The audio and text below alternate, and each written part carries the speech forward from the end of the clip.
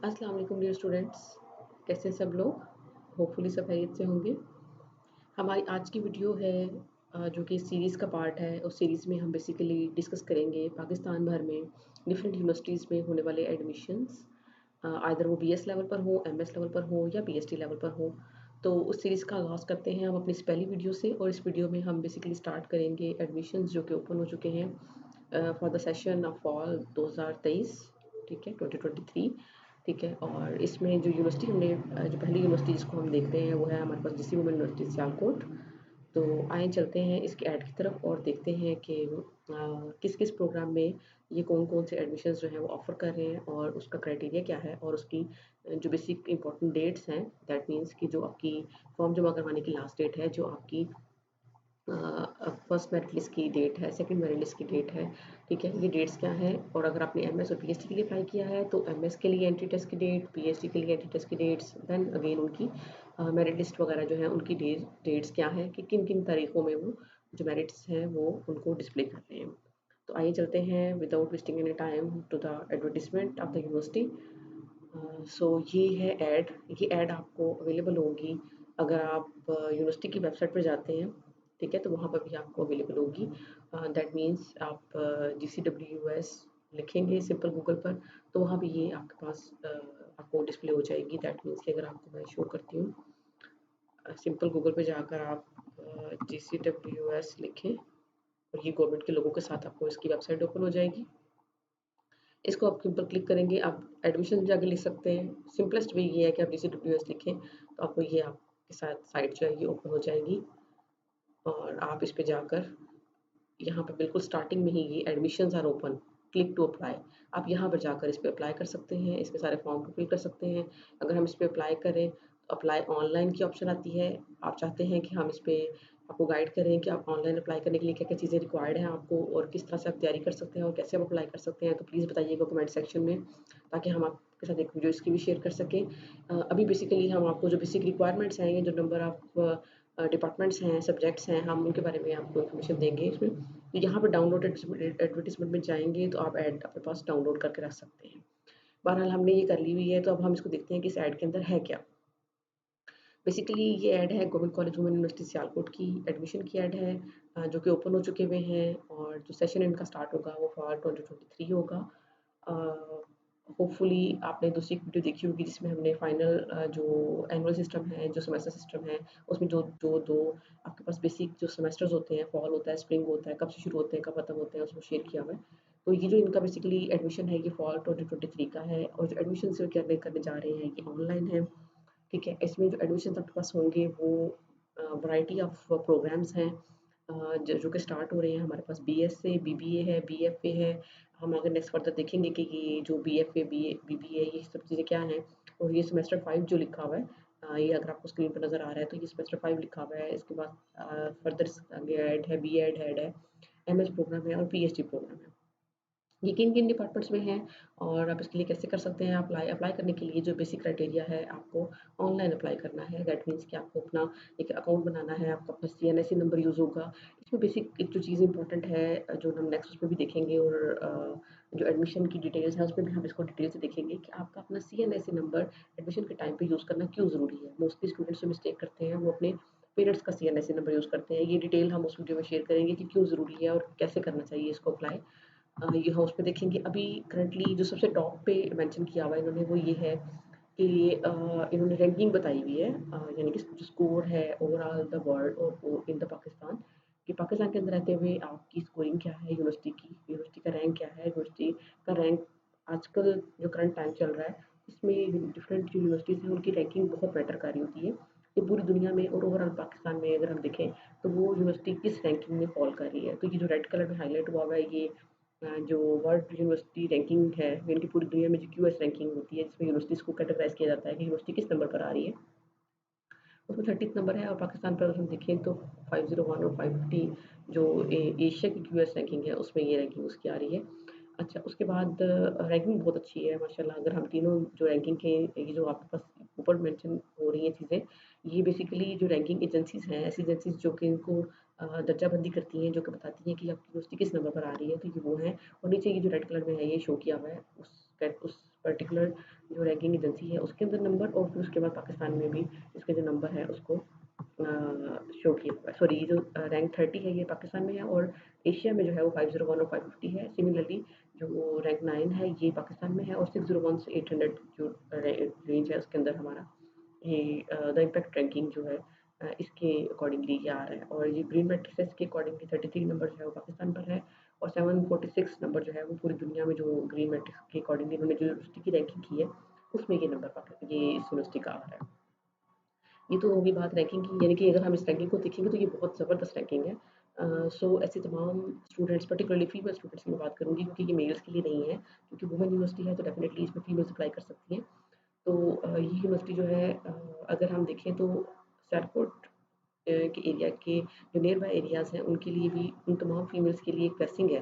एक तो पर्टिकुलरली ये सिर्फ फीमेल यूनिवर्सिटी है, जिसके मुताबिक डेफिनेटली ऐसे तमाम पेरेंट्स जो कि गाँव साइड से या ऐसे शहरों से भी ऐसे कुछ पेरेंट्स हैं जो कि चाहते हैं कि उनकी बच्चियाँ जो हैं वो सिर्फ फीमेल जो एरिया है या फीमेल्स की जो गैदरिंग है उसमें स्टडी हासिल करें, तालीम अपनी मुकम्मल करें। उनके लिए बहुत अच्छी अपॉर्चुनिटी है कि वो इसको ज़रूर जो है वो आज में अप्लाई करें। अच्छा जी, पहले ये देखते हैं कि कौन इसमें अप्लाई कर सकता है। ये जो एडमिशन्स ओपन है इसमें कौन-कौन अप्लाई कर सकता है। जैसे मैंने पहले बताया ये सिर्फ फीमेल्स के लिए है क्योंकि वुमेन यूनिवर्सिटी है तो डेफिनेटली फीमेल्स के लिए सीट्स होंगी। ओके, फीमेल कैंडिडेट्स इसमें अप्लाई कर सकते हैं एडमिशन के लिए। अच्छा, इसमें फर्दर आगे 2 कैटेगरीज़ हैं। पहली कैटेगरी है रेगुलर बेसिस पे जो एडमिशन है, और दूसरी है सेल्फ सपोर्ट बेसिस पे।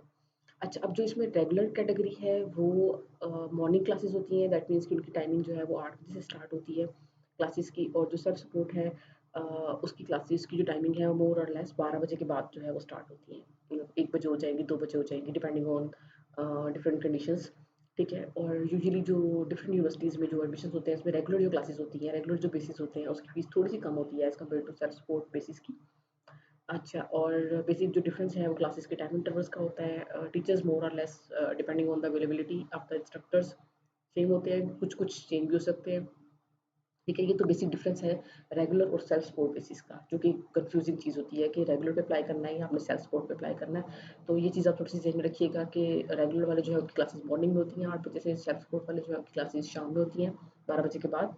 और शाम से मुराद ये कि 12 बजे के बाद कोई भी टाइम, मतलब जो भी यूनिवर्सिटी की जो फिजिबिलिटी है उसके अकॉर्डिंगली उन्होंने टाइम जो सेट किया होता है उसमें उसकी क्लासेस होती हैं, और फीस का डिफरेंस होता है दोनों में ना।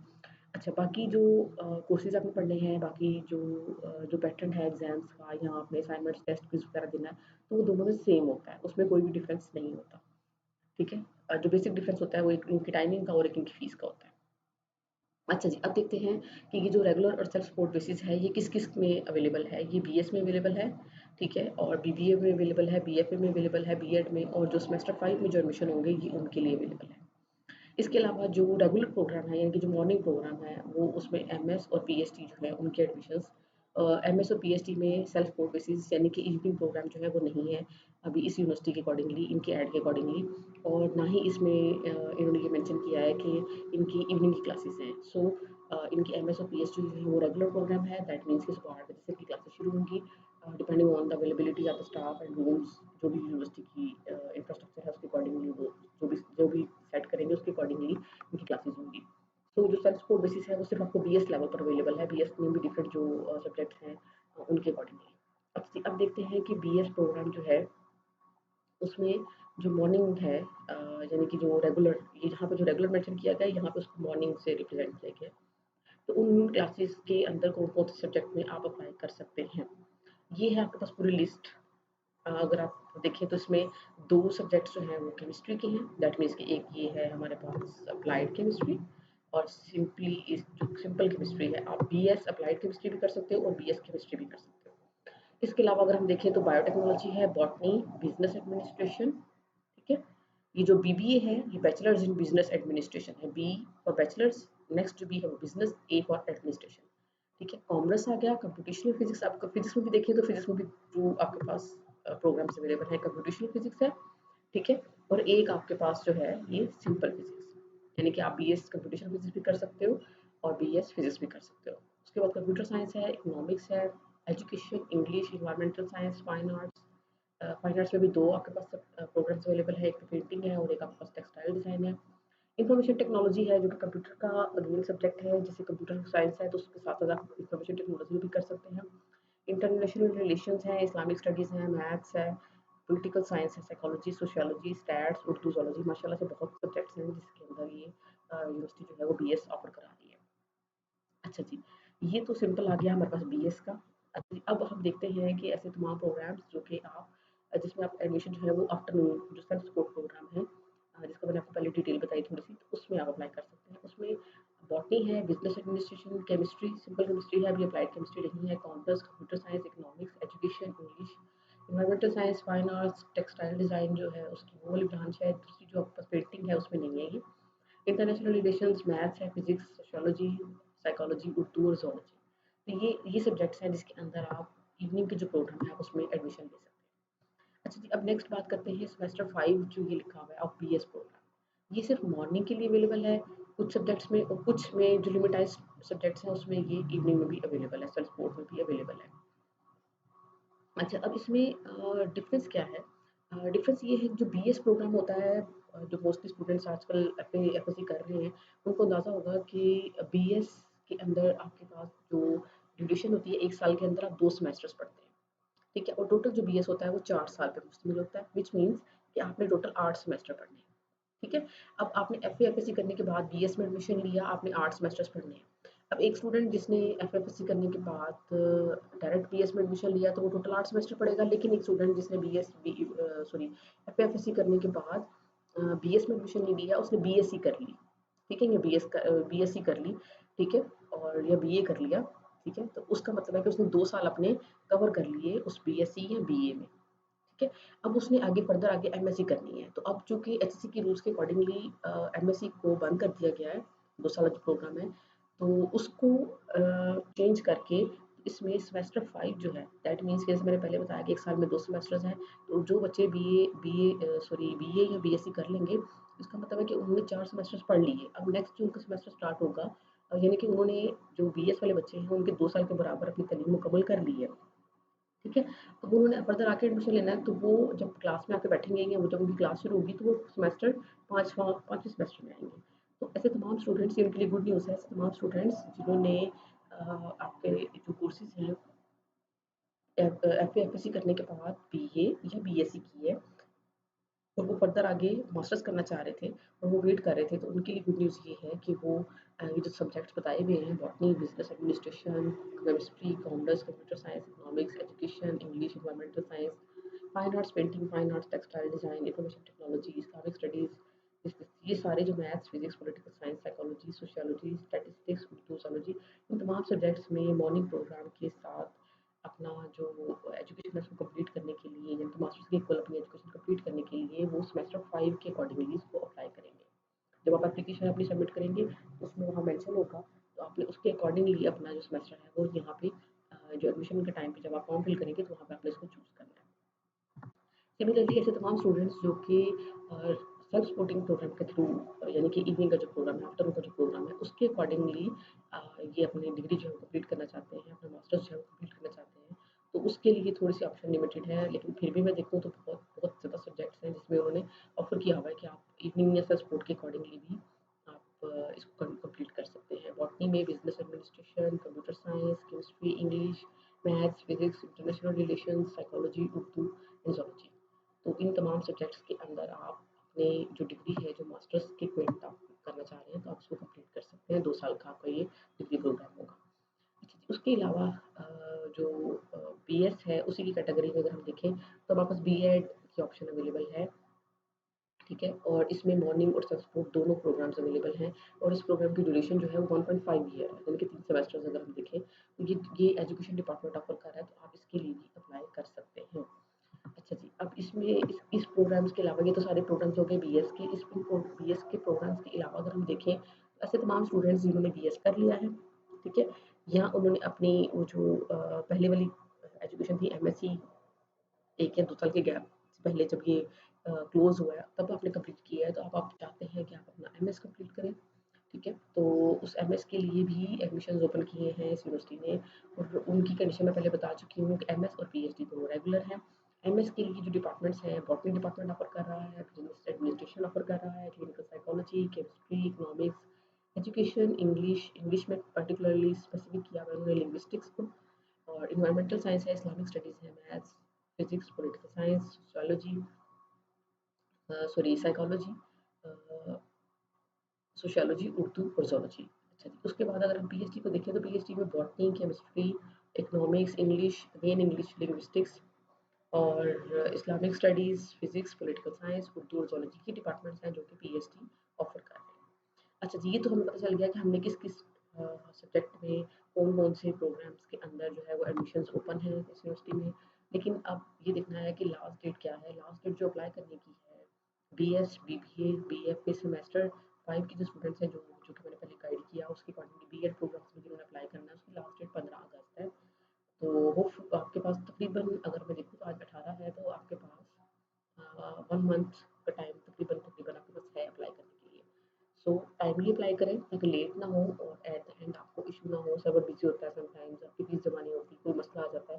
तो इसलिए कोशिश करेंगे पहले से प्लान करें कि किस-किस सब्जेक्ट में अप्लाई करना है, ठीक है? और आपका अपना इंटरेस्ट किसमें है और फर्दर आगे वैल्यू किस सब्जेक्ट की है, उस सब चीज़ों को ध्यान में रखते हुए अप्लाई करें और टाइमली अप्लाई करें। अच्छा जी, एमएस के लिए अप्लाई करने की लास्ट डेट है 24 अगस्त और पीएचडी के लिए अप्लाई करने की लास्ट डेट है 20 सितंबर। सो प्लेंटी ऑफ टाइम है आपके पास अप्लाई करने के लिए। अच्छा जी, उसके बाद आपने अप्लाई कैसे करना है, उसके लिए स्पेशल इंस्ट्रक्शंस हैं कि आपने पहले ऑनलाइन अप्लाई करना है। अप्लाई करने के बाद जो आपने आपका एप्लीकेशन फॉर्म होगा, आपने उसको प्रिंट लेने हैं, उसको सेव करना है, उसके प्रिंट लेने हैं, ठीक है? और उसके प्रिंट लेने के बाद जो भी आपके रिक्वायर्ड डॉक्यूमेंट्स हैं, डॉक्यूमेंट से मुराद होती है कि आपका आईडी कार्ड, आपके डॉक्यूमेंट्स, आपकी डोमिसाइल, आपका फादर का आईडी कार्ड, आपका मैट्रिक का मार्कशीट, रिजल्ट कार्ड जो होता है एफएससी का, ठीक है? और अगर आप एमएस के लिए अप्लाई कर रहे हैं तो बीएस का आ जाएगा और अगर आप पीएचडी के लिए अप्लाई कर रहे हैं तो साथ में एमएस का भी लास्ट में आएगा, ठीक है? इन तमाम डॉक्यूमेंट्स को आपने प्रिंट फोटोकॉपी करवानी है, ठीक है? और फोटोकॉपी करवाने के बाद आपने जिस भी डिपार्टमेंट में आपने अप्लाई किया है, दैट मीन्स कि अगर मैंने 2 डिपार्टमेंट्स में अप्लाई किया है तो मैं डेफिनिटली 2 सेट्स 2 डिफरेंट डिपार्टमेंट्स में जमा करवाऊँगी, ठीक है? आपने जो भी डिपार्टमेंट है आपने उसमें या तो आप उस डिपार्टमेंट का नाम जो है वो आप बाय कोरियर भेज सकते हैं या फिर आप उसको खुद जाकर ही किसी के थ्रू किसी को भी फैमिली में कह सकते हैं जाकर वहाँ पे जमा करवा दें ड्यू डेट के अंदर-अंदर, यानी कि जो लास्ट डेट है उस डेट के अंदर-अंदर, ठीक है? ये तो हो गई बात स्पेशल इंस्ट्रक्शंस की, ठीक है? आपने अगर कोरियर करना है तो डेफिनिटली लेट्स सपोज़ कि अगर मैं इस यूनिवर्सिटी की बात कर रही हूँ तो अगर मुझे डिपार्टमेंट ऑफ केमिस्ट्री में अपने डॉक्यूमेंट्स भेजने हैं, मैंने वहाँ पे अप्लाई किया है, मैं फॉर्म लूँगी, साथ में सारे डॉक्यूमेंट्स लगाऊँगी और उसको एनवेलप में डालूँगी और एनवेलप के बाहर में लिखूँगी department of physics sorry department of chemistry, government college women university Sialkot, ठीक है? और नीचे अगर सबसे नीचे ऐड पे जाएँ तो यहाँ पे ये फ़ोन नंबर और एड्रेस की government college women university Sialkot, ये जो रजिस्ट्रार का नंबर है बेसिकली एडमिन की तरफ से आती है, आप ये admissions@gcws.edu.pk पे जाकर भी इन्फॉर्मेशन ले सकते हैं और ये फ़ोन नंबर है जहाँ पर आप फर्दर जो है वो गाइडलाइन ले सकते हैं। तो आप ये नंबर भी लिख सकते हैं उसके ऊपर और आप उस डिपार्टमेंट का नाम लिखें और डिपार्टमेंट का नाम लिखकर आप वहाँ पे कोरियर कर दें।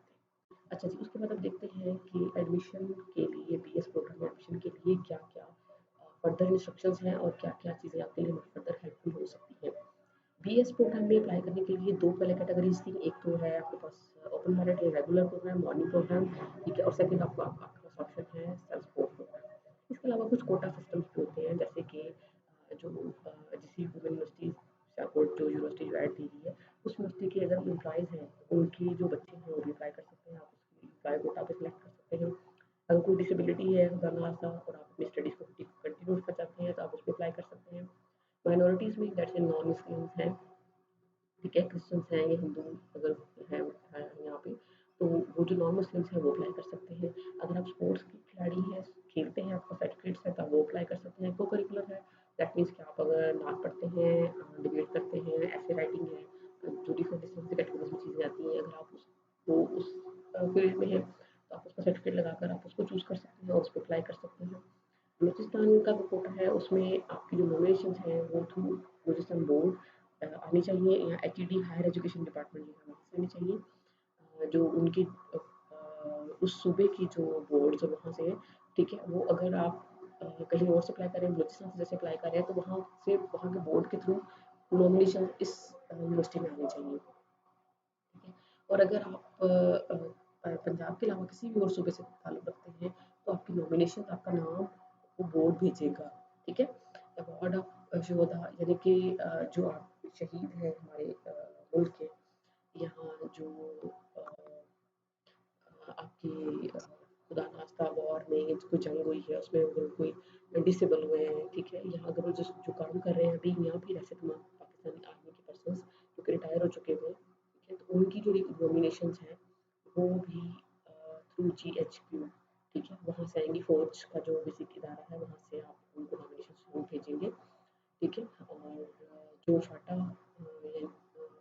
जो जम्मू कश्मीर है, AJK कोटा जो है उनकी नॉमिनीज भी, यानी कि इन सिंपल वर्ड्स अगर मैं बताऊँ तो अगर आप किसी भी और सूबे से, ठीक है, या फिर अगर आप आर्मी से बिलोंग करते हैं तो जिस भी जगह से आप बिलोंग कर रहे हैं तो उनके बोर्ड के थ्रू नॉमिनीज आएंगी। और जो फौज के जो कैटेगरीज आपको बताई हैं उनकी नॉमिनीज जो है वो GSQ की तरफ से आएंगी, यूनिवर्सिटी को आएंगी, रजिस्ट्रार का नाम और रजिस्ट्रार उनको पर्टिकुलर जो भी डिपार्टमेंट्स हैं, जो भी कंसर्न पर्सन होंगे वो उनको डेफिनेटली मुझे लगता है कि गाइड करेंगे।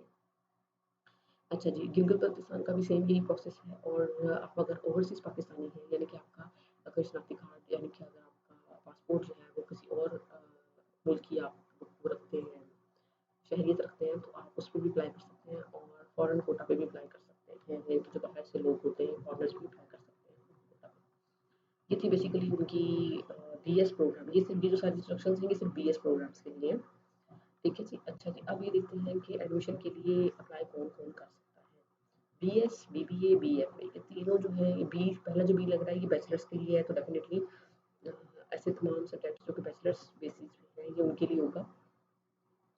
तो पहली जो कंडीशन है वो ये है कि गुड न्यूज़ बल्कि ये है, टाइम से आपका एडमिशन हो जाएगा, टाइम से भी क्लासेस शुरू होंगी, ठीक है। वो ये है कि ऐसे तमाम कैंडिडेट्स, ऐसे तमाम स्टूडेंट्स जिन्होंने अपना पार्ट 1 पास कर लिया है, यानी कि वो FA कर रहे हैं आर्ट्स के साथ, MSc कर रहे हैं या ICS कर रहे हैं या इसके इक्विवेलेंट, ठीक है, कोई भी अपनी क्वालिफिकेशन जो है वो उन्होंने ली है, ठीक है। और उसमें उनकी पार्ट 1 में उनकी सेकंड एटलीस्ट कम से कम उनकी सेकंड ईयर है, ठीक है, और उनकी एज 24 ईयर्स से ज़्यादा नहीं है। इस डेट को, जो डेट क्लोजिंग डेट है जब 15 अगस्त है, तब तक 24 ईयर्स से वो कम उम्र है तो वो अप्लाई कर सकते हैं। ये जो एडमिशन होगा इसमें लिखा हुआ है for provisional admission. Provisional admission का मतलब ये है कि ये एडमिशन आपका टोटली बेस कर रहा है आपके जो सेकेंड ईयर के मार्क्स हैं आपके पास होने पे बेस कर रहा है, ठीक है। अच्छा, इसमें फर्दर नोट है, no age limit for self support program, यानी कि एज की लिमिट है, मार्क्स की तो लिमिट है वो तो वैलिड होगी, ठीक है, लेकिन एज की लिमिट जो है वो सेल्फ सपोर्ट में अगर आपकी एज 24 से ज़्यादा है तो भी आप अप्लाई कर सकते हैं। अच्छा जी, इसके बाद जो आपका प्रोविज़नल एडमिशन है, वो कन्फर्म होगा जब आपका इंटरमीडिएट का सेकंड पार्ट का रिज़ल्ट आ जाएगा तो, जैसे मैंने पहले बताया। अच्छा जी, उसके बाद क्या है कि आपके कम से कम FA, FSC या ICS में 45% मार्क्स होने चाहिए एडमिशन के टाइम पे। जो कंप्यूटर साइंस है BS का एंड इंफॉर्मेशन टेक्नोलॉजी IT है, उसमें आपके जो FSC पार्ट 1 है, जो प्री मेडिकल या प्री इंजीनियरिंग है, ICS है, या आपकी डिप्लोमा बेस्ड डिग्री है या इक्विवेलेंट जो कि आपके इसके मुताबिक बराबर जो डिग्री आती है, उसमें कम से कम आपके 50% मार्क्स होने चाहिए, ठीक है।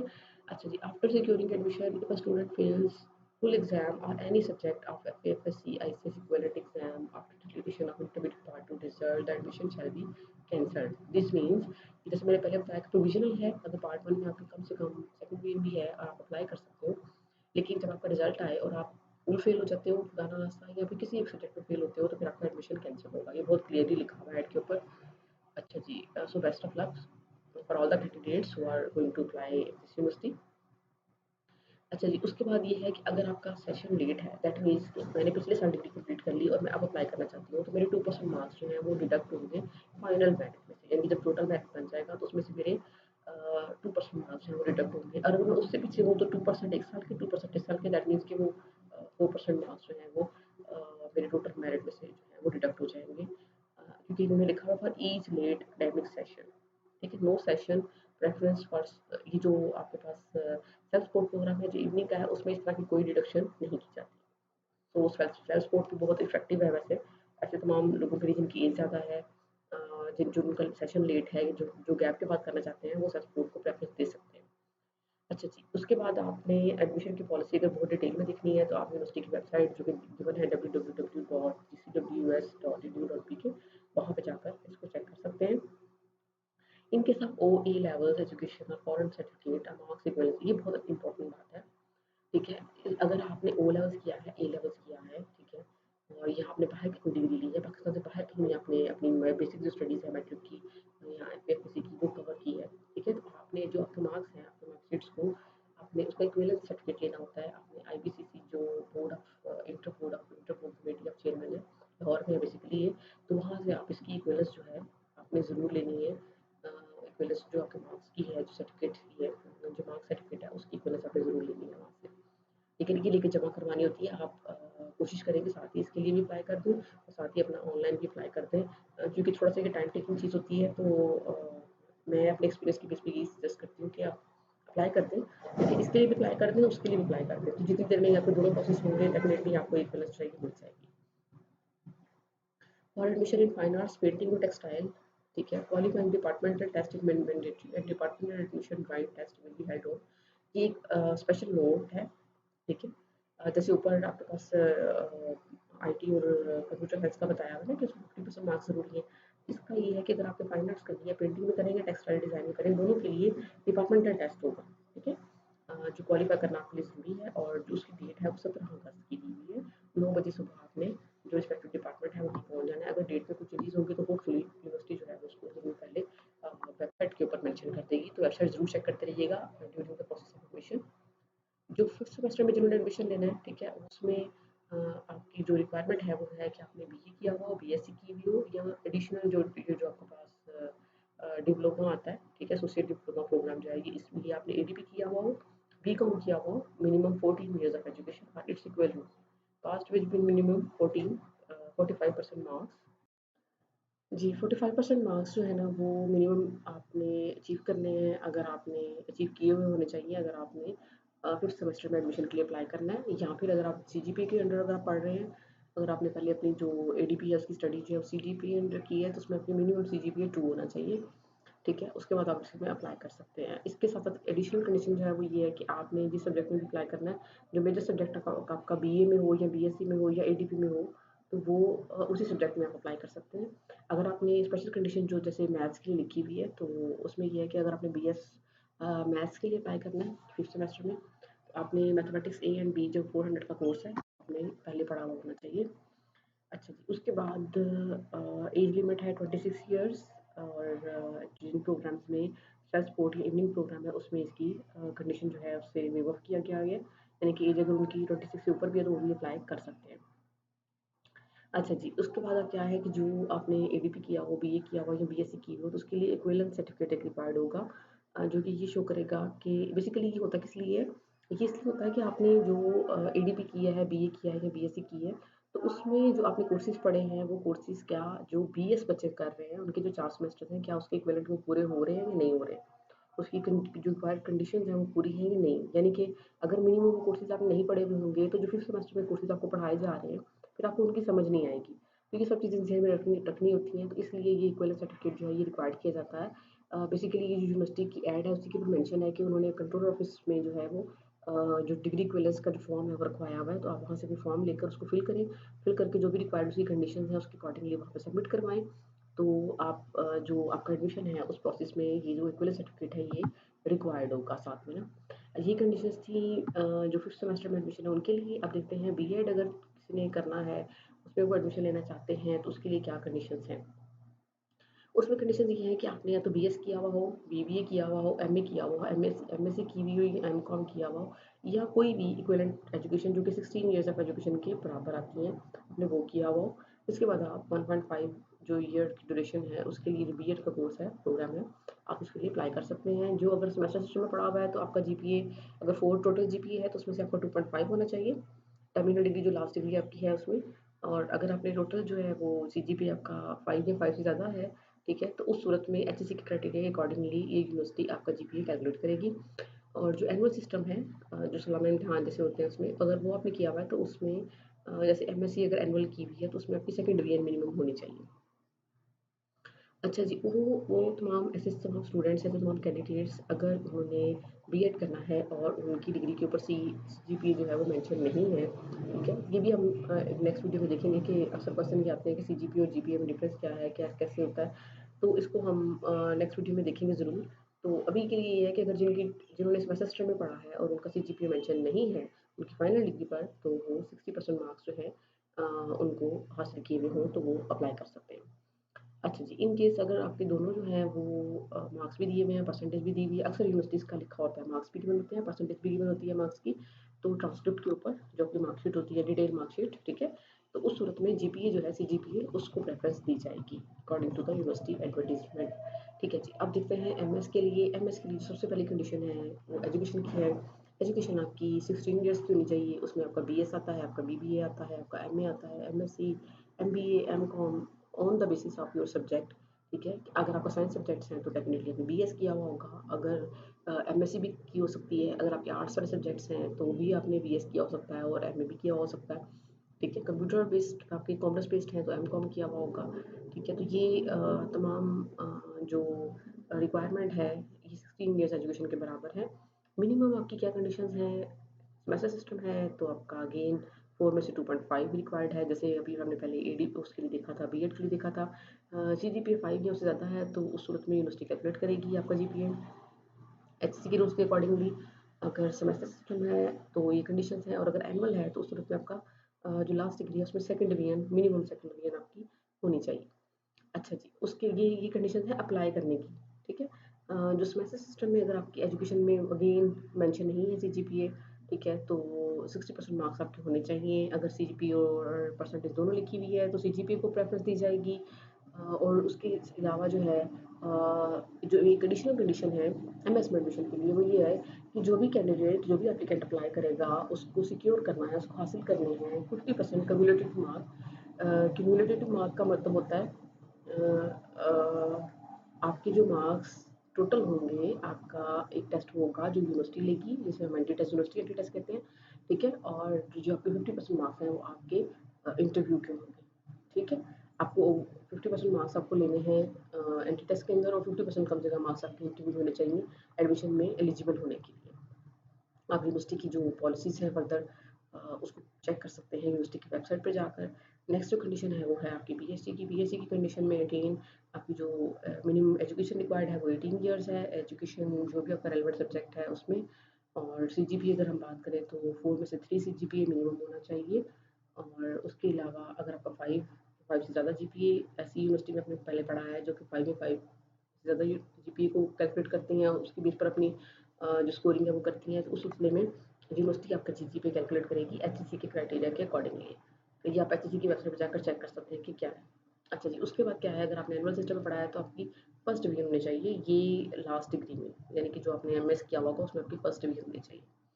अगर सेमेस्टर सिस्टम उस पे सीजीपीए मेंशन नहीं है, सेमेस्टर सिस्टम है लेकिन सीजीपीए मेंशन नहीं है, तो उस सूरत में आपके 70% मार्क्स होने चाहिए in order to apply for the PhD in any subject which you want. Okay जी, अब आप देखते हैं कि अगर आपने सीजीपीए और परसेंटेज दोनों मेंशन है तो उस सूरत में अगेन सीजीपीए को प्रेफरेंस दी जाएगी। ये तीनों के लिए कंडीशन जो है वो सेम है।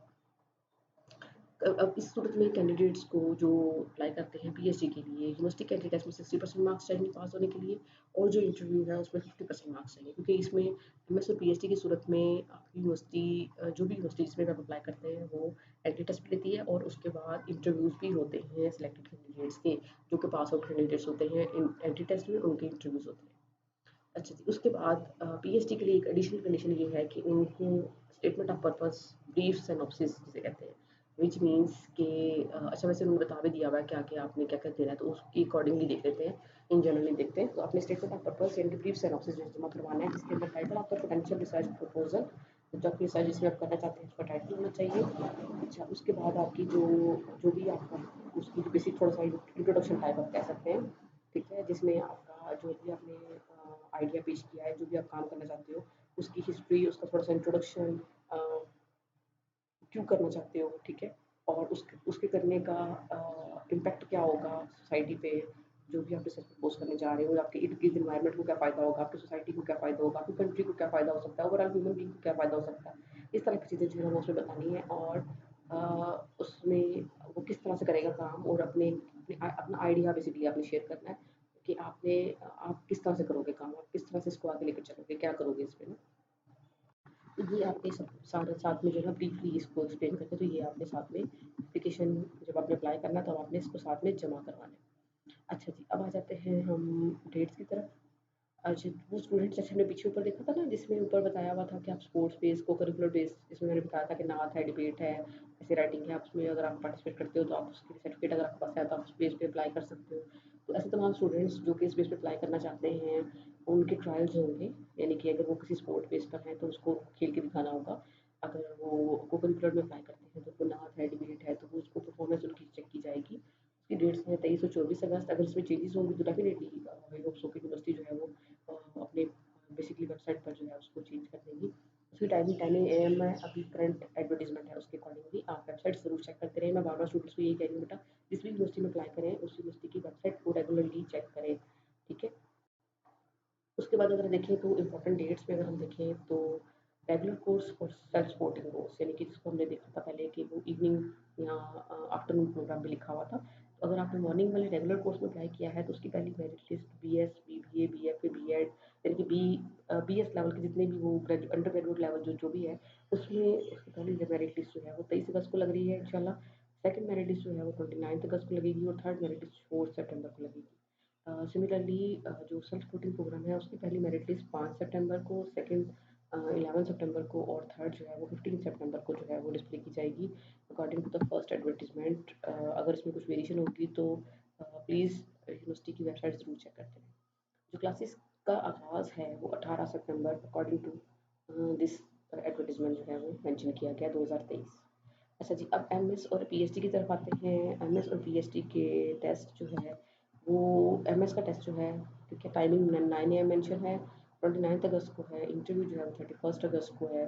फर्स्ट मेरिट लिस्ट जो है वो 4 सितंबर को डिस्प्ले होगी और सेकंड मेरिट लिस्ट जो है वो 8 सितंबर को डिस्प्ले होगी और जो क्लासेस हैं वो अगेन सेम डेट पर 18 सितंबर से स्टार्ट हो रही हैं। पीएचडी के टेस्ट की बात करें तो पीएचडी का जो टेस्ट है वो 26 सितंबर से है, इंटरव्यूज़ 27 सितंबर से हैं और फर्स्ट मेरिट लिस्ट 29 सितंबर, सेकंड मेरिट लिस्ट 5 अक्टूबर से और 16 अक्टूबर से उनकी क्लासेस का आगाज़ है।